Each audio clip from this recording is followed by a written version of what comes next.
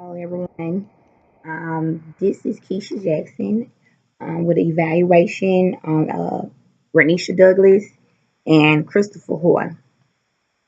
Um, Renisha Douglas gave good details about her son's first birthday party.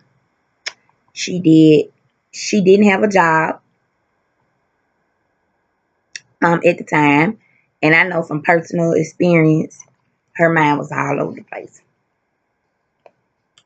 Being a mother, I understand how she felt, the worry, not knowing what to do next, or feeling bad because she knew that it was her son's birthday.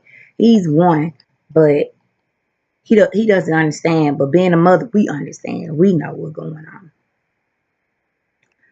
Um, she told about how her aunt surprised her and her son with a surprise birthday party for her son. She gave plenty of details.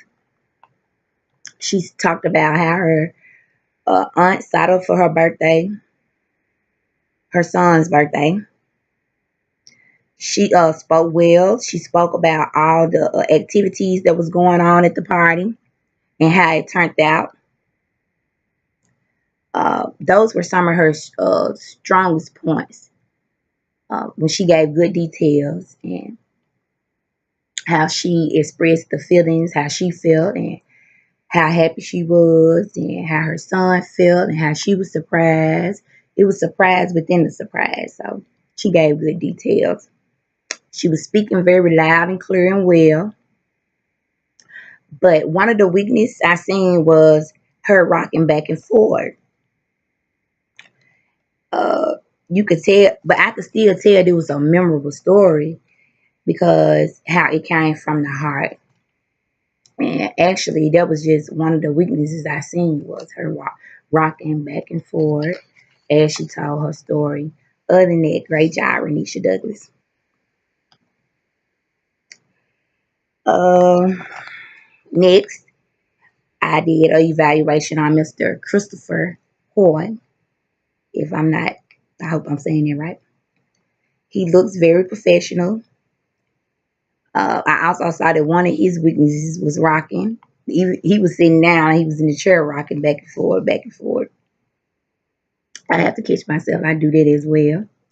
He gave good details about how he was saving this stray cat and how he encountered an infection or a disease from this stray cat and how he will not try to save a cat life again, which is very understandable, especially how he was describing how this was kind of a life and death situation as far as him having to get to poke a hole poked in, to get IVs, maybe fluids, and how things had to be inserted into his heart. And I mean, it was one of the stories that really kind of like touched me because um, this is a very memorable story. Any situation where a person is, you know, in a near death experience to me that was near death, and you live to tell the story is very memorable.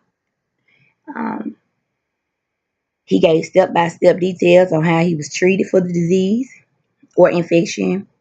He also gave reasons to why he would never save a stray cat, and his story was very, very interesting. And I have also learned that when giving a speech or talking to someone, when you're on an interesting topic, it's good to